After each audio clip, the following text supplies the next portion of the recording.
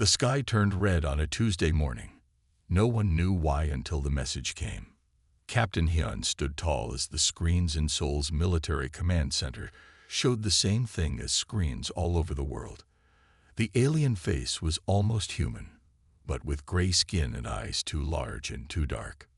"People of Earth," the alien said in perfect English, "we are the Taekon. We come in peace and wish to share our knowledge with you.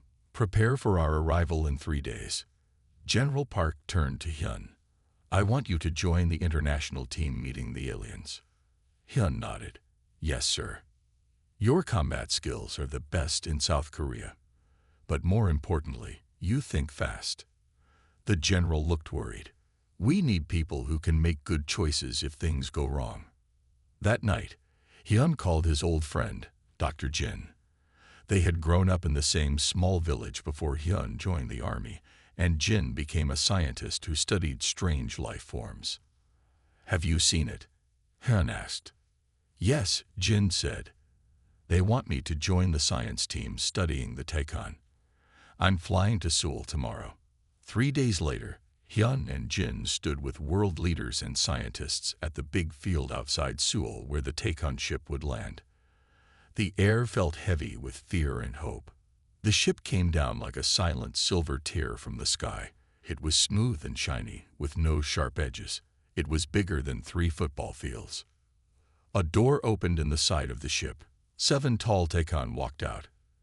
They wore simple gray clothes that seemed to glow softly. The leader stepped forward. "I am Maud, leader of this Taekon mission," he said, his voice deep and smooth. "We bring gifts of knowledge and technology." The world leaders welcomed them. News people took pictures. People around the world watched and cheered. But Hyun felt something was wrong. The Taekon smiled, but their eyes stayed cold. Later that week, Jin called Hyun. "Come to my lab. I need to show you something." At the lab, Jin looked tired and scared.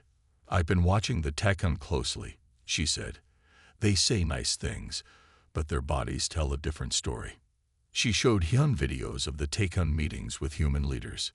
"See how they stand, how they move. It's like how a cat acts before it jumps on a mouse." Hyun trusted Jin's eyes. She had always been good at seeing what others missed. "What do you think they really want?" "I don't know," Jin said. "But yesterday I saw their ship sending something into our air. They didn't tell anyone about it." The next morning, Hyun woke to alarms. His phone was full of emergency messages. He rushed to the command center. General Park looked grim. "The Taekon have taken over the main buildings in every major city. They have weapons we've never seen before." On the big screen, Maud's face appeared. His friendly mask was gone. "People of Earth," he said coldly, "your planet is now under Taekon control. Your leaders have agreed to our terms. Humans will work for us and obey our rules. Those who fight will be removed." They lied. Jin whispered next to Hyun. She had rushed to the command center too. They were never friendly. Sudden explosions shook the building. Taekon soldiers with glowing weapons stormed in. "We need to get out," Hyun said, grabbing Jin's arm. "Now." As they ran down the back stairs, Hyun knew everything had changed. Earth was under attack, and humans were not ready. But Hyun remembered his grandfather's words. "The hunter who knows the land always has a chance against the stronger animal who doesn't." Maybe, Hyun thought, those old hunting skills would matter now more than ever. 3 days after the Taekon showed their true plan, the sky changed again. Giant ships, flat and wide like dark clouds, floated above every major city on Earth. They released a thin gray mist that spread everywhere. "Don't breathe it if you can help it," Jin told Hyun as they hid in an empty office building. They had escaped the command center, but Seoul was now under Taekon control. Hyun watched people on the street below. They moved slowly, like they were tired or sick. "What is that mist doing to them?" "It makes humans weak and confused," Jin said. "I tested a sample. It affects our brain chemistry." Hyun felt lucky that they had found gas masks in an emergency kit, but the masks wouldn't last forever. Outside, Take-on soldiers walked the streets. They were taller than humans, with gray skin that seemed to change color slightly to match their surroundings. Their weapons glowed with blue light. "We need to get out of the city," Hyun said. "But first, I want to check the research center. There might be people we can help." Jin nodded. "My team was working there. Some might still be alive." They waited until dark, then moved carefully through back streets. Hyun used all his military training to avoid take-on patrols. The aliens had good technology, but they didn't know the city like he did. The research center was partly destroyed. Fires still burned in some rooms. Hyun and Jin entered through a broken window. "Hello," Jin called softly. "Is anyone here?" A crash came from a lab down the hall. Hyun pulled out his gun, one of the few weapons he had managed to take from the command center. They found Dr. Kim hiding under a desk. His arm was hurt, but he could walk. "They took everyone else," Dr. Kim said, his voice shaking. "They want scientists to work for them. I hid when I saw what they did to those who said no." "What did they do?" Hyun asked. Dr. Kim just shook his head and wouldn't answer. "They gathered what supplies they could find. Medicine, some food, and most importantly, research files on the Tekon that Jin's team had collected." "We need to leave now," Hyun said. "It will be harder to get out of the city in daylight." They made their way to the edge of Seoul. The Tekon had set up checkpoints on all main roads, but Hyun knew the old paths along the Han River that weren't on any modern maps. As they walked, they saw the full damage the Tekon had done. Buildings were broken, cars were left empty on roads, and worst of all, people walked in lines, guarded by Tekon soldiers, moving like they had no will of their own. "They're taking them to work camps," Dr. Kim whispered. "The Tekon need human workers to mine resources." A Tekon patrol ship flew overhead, its lights scanning the ground. The three humans froze, hiding under a broken bridge. "Where will we go?" Jin asked when the ship passed.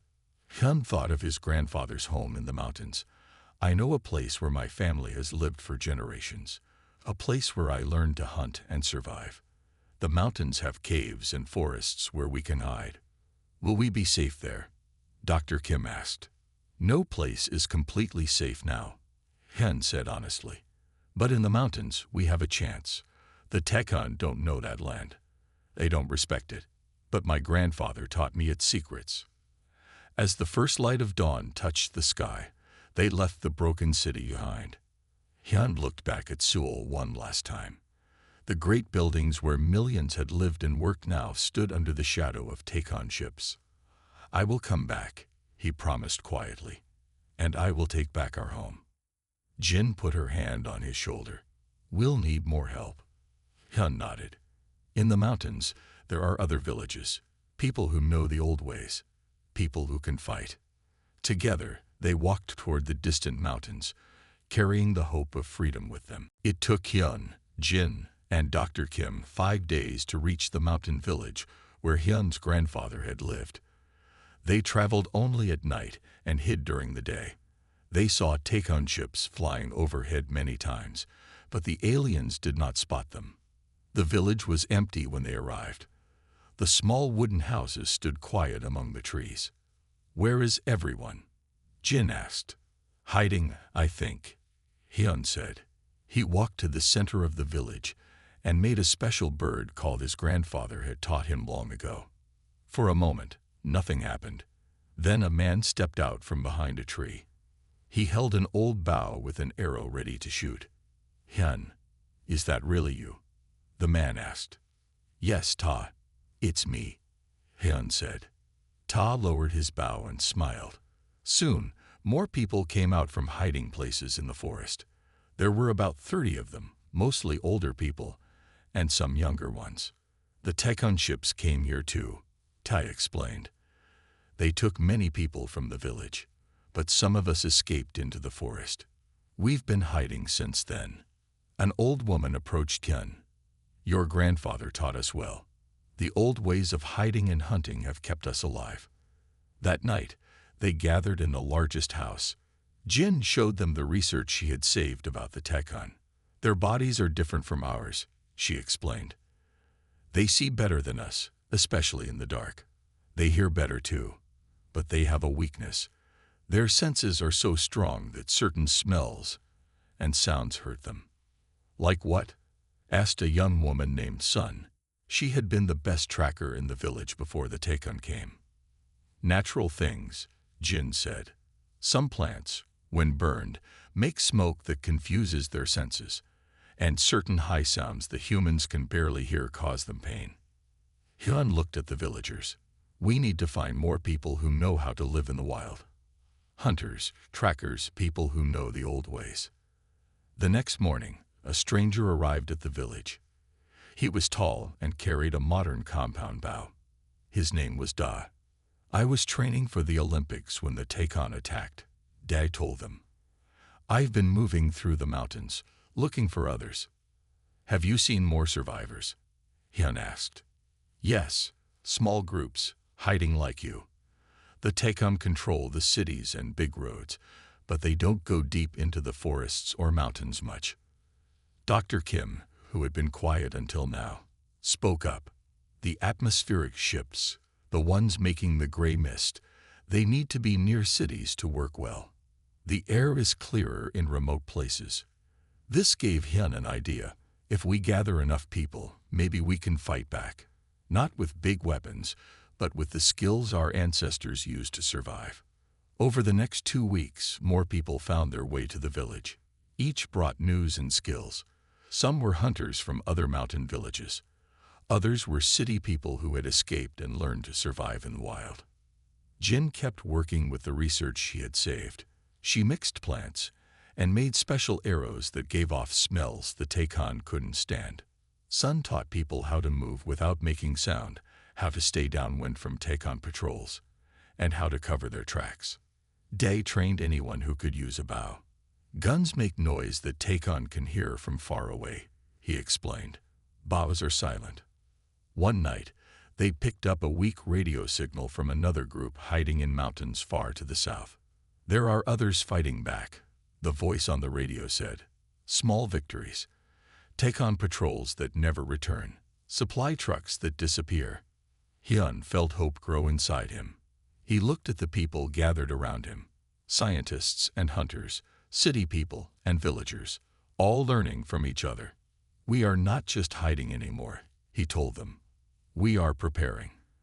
And soon, we will show the Tekon that taking Earth was their biggest mistake. After a month in the mountains, Hyun's group grew to over 50 people. They trained every day. They made weapons. They watched the Tekon patrols that sometimes passed through the valleys below. One morning, Sun came running back to the village. She had been tracking the Tekon patrol. They have set up a small base by the river, she told Hyun. 6 Tekon soldiers with one of their flying machines. Hyun gathered the leaders, Jin, Da, Sun, and Ta. This might be our chance to test what we have learned, he said. It's risky, Jin warned. If we fail, they will know we are here. If we do nothing, we will just hide forever, they argued. I say we fight. They planned carefully. Jin had made special arrows with tips covered in a paste made from mountain plants. The smell was too strong for Tekon's senses. Da had taught 20 people to use bows well enough to hit targets from far away. We attack at night, Hyun decided. Tekon see well in darkness, but they won't expect us to attack then. That night, Hyun led 30 of their best fighters down to the river. They'd moved silently, the way Sun had taught them. They carried bows, spears, and knives, weapons that made no noise. The Tekon base was small, a few metal shelters, and one flying machine that looked like a small ship.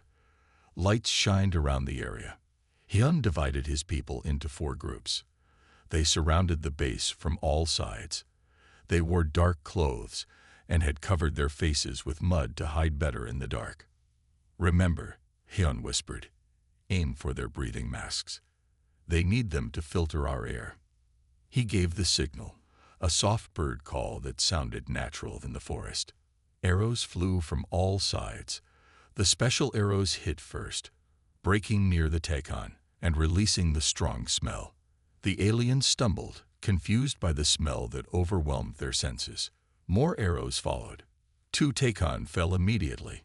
The others tried to fight back, firing their blue energy weapons into the forest, but they couldn't see where the arrows were coming from. Now, Hyun shouted. His group charged from the trees. The Takon were still struggling with the effects of Jin's special paste. Hyun reached the first alien and knocked its breathing mask off with his spear. The Takon fell to its knees, unable to breathe Earth's air properly. The fight was quick and one-sided. 5 Takon died, but the 6th, an officer by the marks on his uniform, was only wounded. Day's arrow had hit his leg instead of his chest. "Take him alive," Hyun ordered, "and gather all their weapons and equipment." They tied up the taken officer and carried him back to the village along with everything they could take from the base. Before leaving, they destroyed the flying machine so it couldn't send messages to other Takon. Back at the village, Jin examined the captured Takon. His name was Krell, according to the markings on his uniform. "He can understand our language," Jin told Hyun. "Their translators are very good." Krell looked at the humans with his large dark eyes. "You fight well for primitives," he said in a strange, deep voice. "We are not primitives," Hyun replied. "We are hunters. This is our home, and you are the prey now." Jin studied the taken weapons they had captured. "I can learn how these work," she said, "and the communication device will let us listen to taken messages." That night, they celebrated their first victory. It was small, but important. They had shown that the Takon could be defeated. "This is just the beginning," Hyun told his people. "Now we know our ways work. The old hunting skills our ancestors used for thousands of years are something the Takon don't understand." On the radio, they shared news of their victory with other resistance groups. Soon, messages came back. Others were fighting too, using the same kinds of surprise attacks. Across Earth, humans were learning to be hunters again. News of human resistance spread quickly among the Takon. 1 week after Hyun's group captured Krell, they picked up worried messages on the Takon communication device. Jin translated the alien language as best she could. "They're talking about attacks in many places. The Takon High Commander is angry." Krell, who was kept in a small hut with guards, told them more. "High Commander Vesht does not accept failure. He will send hunter-killer squads to find you." "What are hunter-killer squads?" Hyun asked. "Our best soldiers," Krell said. "They are trained to hunt down enemies on any world we take. They have better weapons and armor than regular soldiers." Hyun called a meeting. "We need to prepare. The Takon will come looking for us soon." They strengthened their defenses. Dai set traps in the forest. Sun marked hidden paths that only their people knew. Jin worked on new weapons using what they learned from Takon technology. Dr. Kim made an important discovery. The atmospheric control ships that make the gray mist. "I think we can use their technology against the Takon." "How?" asked Hyun. "Their own air is different from ours. If we can change their machines to release chemicals that harm Takon but not humans, we might push them back." 3 days later, Sun spotted the hunter-killer squad. 10 of them, she reported, moving up the mountain. "They have machines that follow our tracks." "They'll find us by tomorrow," Ta said, worried. Hyun made a hard choice. "We need to leave this place. We've prepared for this." That night, they packed what they could carry and moved deeper into the mountains. The old and young went first, led by Ta. Hyun stayed behind with 20 fighters to slow down the Takon squad. They set up an ambush in a narrow valley. As the first light of dawn broke, the Takon hunter-killers approached. They wore black armor that covered their whole bodies, even their breathing masks. "Their armor will stop our arrows," Dai whispered. "Aim for the joints. Knees, elbows, neck," Hyun ordered. The fight was much harder than their first victory. The hunter-killers were smart and careful. When arrows started flying, They quickly found cover and fired back with weapons that shot blue energy bolts. A tree next to Hyun exploded. He rolled away just in time. 3 of his people were hit and fell. But their arrows found targets too. 2 Takon went down, hit in the joints of their armor where they couldn't protect themselves. "Fall back," Hyun shouted. They needed to draw the Takon into the next trap. They ran deeper into the forest where Dai had set up tripwires connected to falling logs. As they passed through, Hyun cut a rope. Behind them, huge logs swung down from the trees. 1 Takon was crushed. Others jumped clear. The chase continued all day. Each time the humans set off a trap, they slowed the Takon and maybe hurt 1 or 2. But the hunter-killers kept coming. Near a fast river, Sun waited in a hiding spot. As half the humans crossed a narrow log bridge, she saw the Takon approaching. When the time was right, she cut the ropes holding the bridge. It fell just as the first Takon tried to cross. But in that moment, one of the Takon spotted her. A blue bolt hit the tree next to her head. The second shot caught her shoulder. She fell, trying not to scream. Hyun saw Sun go down. Without thinking, he ran back for her, dodging energy bolts. He reached her and pulled her behind a large rock. "Go," she said through clenched teeth. "I'll slow them down." "No one gets left behind," Hyun said firmly. He lifted her and ran toward where Dai was providing cover fire. As they escaped into the deep forest where even Takon trackers would struggle to follow, Hyun knew their mountain home was lost. But looking at his people, tired but alive, scared but still fighting, he felt a strange pride. They had survived the hunter-killer's first attack, and they had learned valuable lessons about how the enemy fought. Hyun's group found a new home in a system of caves high in the mountains. The caves were warm from hot springs and hard to see from the air. They made it a better place to live by adding wooden walls and floors. Sun was healing from her wound. Jin had used both human medicine and things they learned from studying Takon medical supplies. "The hunter-killers will keep looking for us," Hyun told his leaders as they sat around a small fire. "We need more help." "The radio still works," Dr. Kim said. "We've heard from other groups, but we've been afraid to talk much in case the Takon hear us." "It's time to take that risk," Hyun decided. "We need to work together with all humans who are still fighting." That night, they sent out a message on a special radio channel Jin had discovered. The Takon rarely used or checked this channel. "This is the mountain group from South Korea," Hyun said into the radio. "We are fighting the Takon. We have learned their weaknesses. If you can hear this, please respond." For 3 days, they sent the same message. Then answers started coming in. The first was from New Zealand. "This is Tama of the Maori Resistance. We hear you, Mountain Group. The Takon fear our forest warriors." Then from Alaska, "Inuit hunters here. We use the ice and snow against them. Their machines don't work well in the cold." More messages arrived from all over Earth: Kenya, Brazil, Russia, Canada, and many other places. In each place, people who knew the old ways of hunting and living on the land were fighting back against the Takon. "We should share what we know," Hyun suggested. Over the next week, they talked with other resistance groups using code words to hide their meaning from any Takon who might be listening. Each group had found different ways to fight. The Maori in New Zealand used the dense forests and steep mountains to set traps. The Inuit in Alaska discovered that extreme cold made Takon move slowly.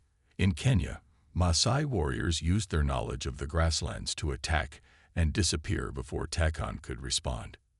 Jin shared her research about Takon weaknesses. In return, scientists from other groups sent their own discoveries. The Takon come from a world with thin air and low gravity, a scientist from Brazil explained. That's why they need breathing masks, and in areas with Earth's full gravity, they tire quickly. Dr. Kim told everyone about his idea to use the Takon's atmospheric technology against them. A group of engineers in Canada had already started working on a similar plan. We need to attack the atmospheric control stations, the Canadian engineer suggested. If we hit many at once, we might be able to change what they release into the air. Hyun and the other leaders made a bold plan. On the same day, resistance groups around the world would attack taken atmospheric stations. As they prepared, amazing news came through their Takon communication device. Sun, who was now strong enough to help monitor Takon messages, rushed to find Hyun. A Takon transport was attacked in Europe, she said excitedly. One of the prisoners they were moving escaped. The Takon are very worried about this person. Who was it? Hyun asked. Sun showed him the translated message. They don't use names, just numbers. But this prisoner knew important Takon secrets. The message says the prisoner worked in a high command center and knows about the main Takon base. Hyun felt new hope grow inside him. If we can find this person, we might learn where to strike the Takon where it really hurts. The next day, as they continued planning with resistance groups worldwide, another message came through their radio. Mountain Group, this is Alpine Resistance from Switzerland. We have found the escaped prisoner. She says she knows you. Her name is Dr. Lee from the South Korean science team. Hyun and Jin looked at each other in shock. Dr. Lee had been Jin's boss at the research center. Tell them to protect her at all costs, Jin said urgently.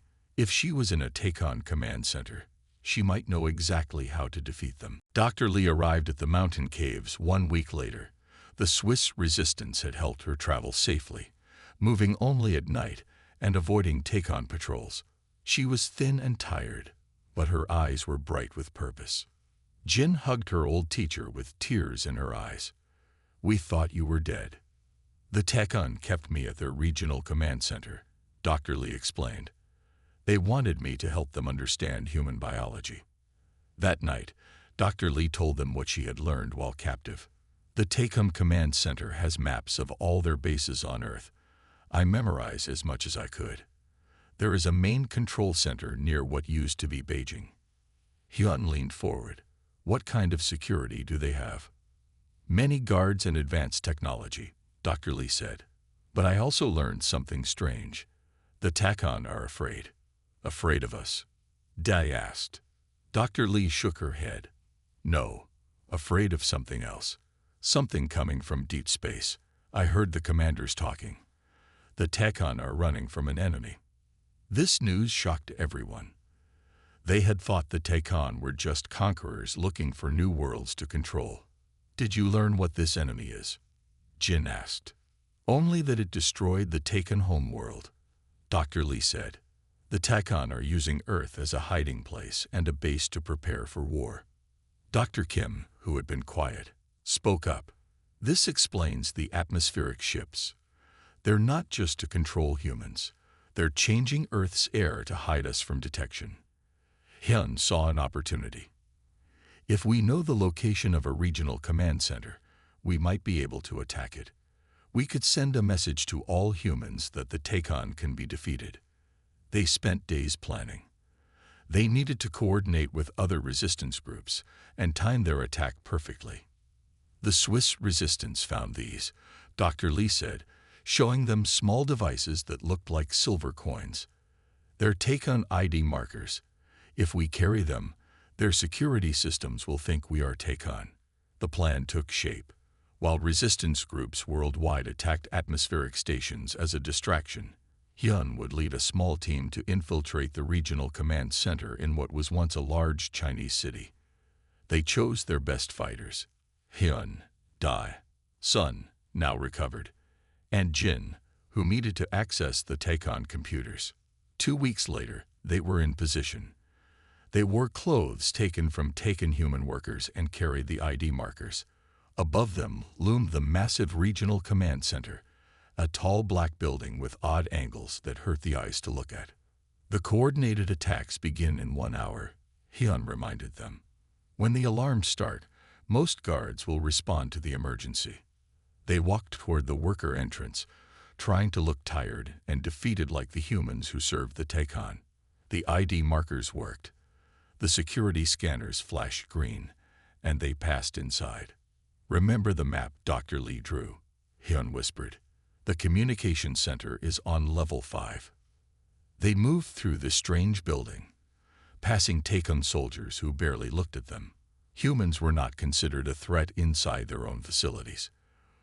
When the alarm started, red lights flashed throughout the building. Just as Dr. Lee had predicted, most Takon ran toward the exits. "Now," Hyun said, they quickly moved to a lift that took them to level 5. The communication center had only 2 guards. Dai and Sun took them down silently with arrows tipped with the special paste that disrupted Takon senses. Jin went straight to the main computer. "I need 10 minutes, she said, connecting devices Dr. Kim had built for her. While Jin worked, Hyun found a window overlooking the city.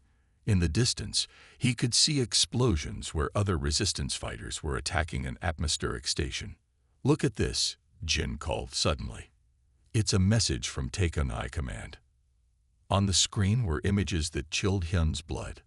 A massive fleet of ships, not Takon design, moving toward Earth.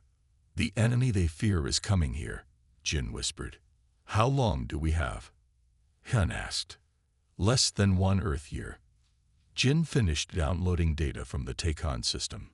Then she did something unexpected. She activated the Takon Global Communication Network. "People of Earth," she said, her voice broadcasting to every Takon screen and speaker on the planet. "The Takon can be defeated. Today, resistance groups around the world have shown we can fight back. And we have learned the truth. The Takon are running from an enemy that threatens us all." As they escaped during the confusion, Hyun knew everything had changed. Humans now had hope. And perhaps a common enemy with the Takon. 3 days after the attack on the regional command center, a message came through on all human communication devices. "Attention human resistance leaders. This is High Commander Vesh of the Takon Force. I wish to speak with the ones who led the attack on our command center. We have matters to discuss that affect both our peoples." Hyun and his team had returned safely to their mountain base. They were studying the data Jin had taken from the Takon computers. It could be a trap, Dodd warned when they heard the message. "Maybe," Hyun agreed. "But what if it's not? We know now that the Takon are running from something worse." After much debate, they decided to answer. Jin used the communication device they had taken from the command center. "This is Jin of the human resistance. We will meet, but only in a place of our choosing with guarantees of safety." To everyone's surprise, High Commander Vesh agreed. "Name your terms." They chose a meeting place on neutral ground, a flat area between mountains with no places for soldiers to hide. Each side would bring only 3 people. No weapons allowed.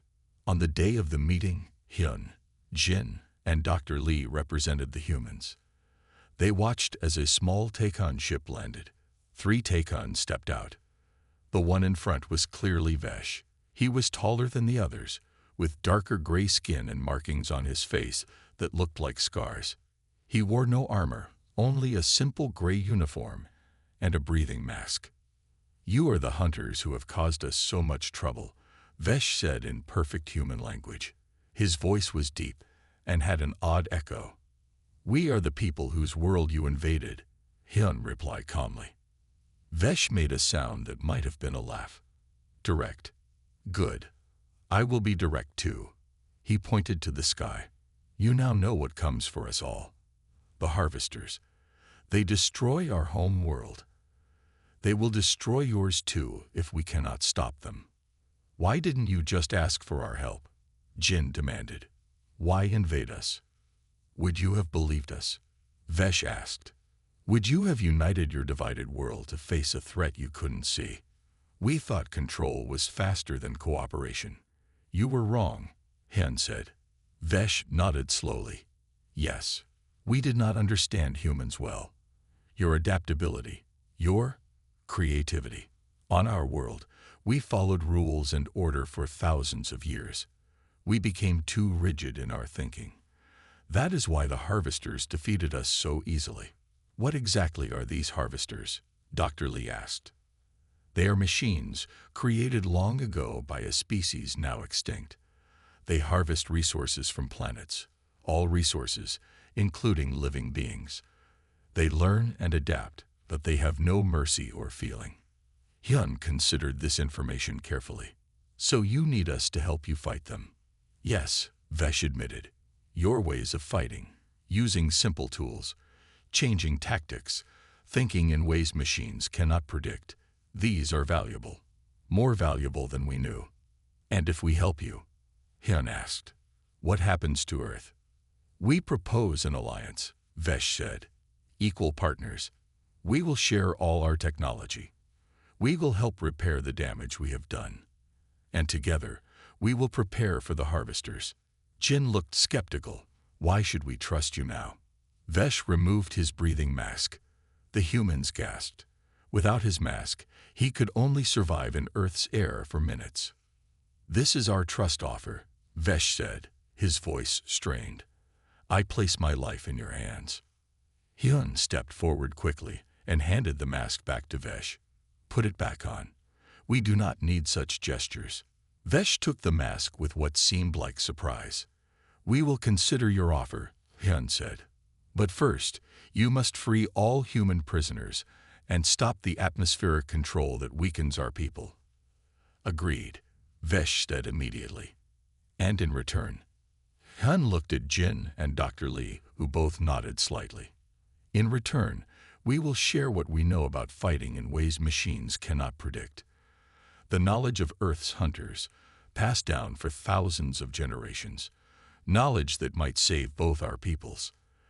As they walked away from the meeting, Jin asked, Do you think we can really trust them? Hyun watched the Takon ship rise into the sky. Not completely. But we face the same enemy now. And sometimes, the hunter must work with other hunters when the prey is too dangerous. 6 months passed since the meeting with Vesh. The world had changed in ways no one could have imagined before the Takon came. Hyun stood on the deck of a building that had once been a Takon command center. Now it was the headquarters for the Joint Defense Force, humans and Takon working together. Still hard to believe, isn't it? Sun said, coming to stand beside him. She now led a training program teaching Takon soldiers how to move silently through forests and mountains. Some days, yes, Hyun admitted, but we adapt. That's what humans do best. Below them, in a large open area, Dae was teaching a mixed group of humans and Takon how to use bows and other silent weapons. The Takon were not naturally good at it. Their hands were different, and they were used to technology doing the work for them. But they were learning. Commander Hyun, a young messenger called. Dr. Jin requests your presence in the lab. Jin's laboratory was a mix of Takon technology and human innovation. She and Dr. Lee worked with Takon scientists, creating new weapons and tools for the coming battle with the harvesters. We've done it, Jin said excitedly when Hyun entered. She pointed to a screen showing Earth from space. The gray mist that had once covered much of the planet was changing color, becoming a healthy blue. The atmospheric system is fully converted, she explained. Instead of weakening humans, it now strengthens us while creating a shield the harvester's sensors cannot penetrate easily. And the side effect for Takon? Hyun asked. They still need breathing masks, but the new atmosphere doesn't harm them, Dr. Lee added. And better yet, the system is hiding Earth from the harvester's long-range detection. Hyun nodded. This was good news. They needed more time to prepare. That evening, Hyun attended a meeting with the Joint Defense Council. Humans and Takon sat together around a large table. Among them was Krell, the Takon officer they had captured long ago. He now served as a bridge between the two species. High Commander Vesh entered last. He looked at Hyun with what humans had learned was a Takon sign of respect, a slight tilt of the head. Our deep space monitors have detected the harvester fleet, Vesh announced. They will reach our solar system in 4 months. The room was quiet.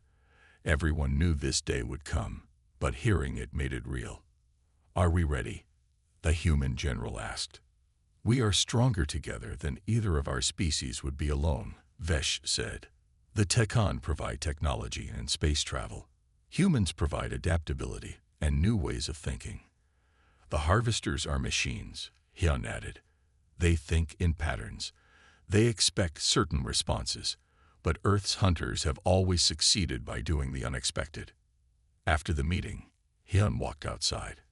The stars were bright above. Somewhere up there, the enemy was coming.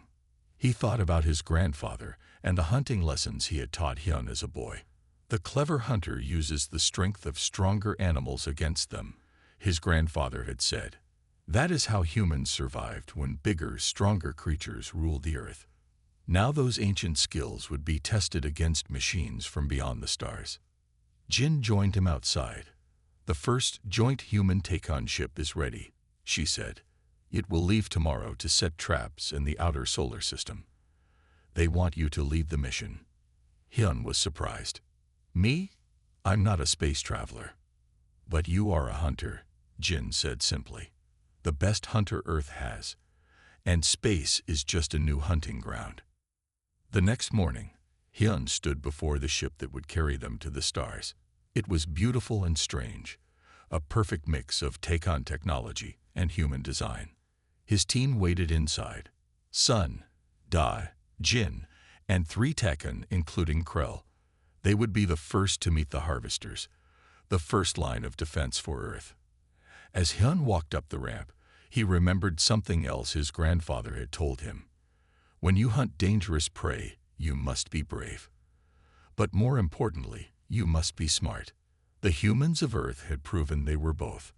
And now, the skills that had kept humans alive since the beginning of time would be used to save not just one world, but 2. Hyun looked back at Earth one last time before the ship's door closed. The battle that had changed everything, that had turned enemies into allies, was over. But the hunt was just beginning.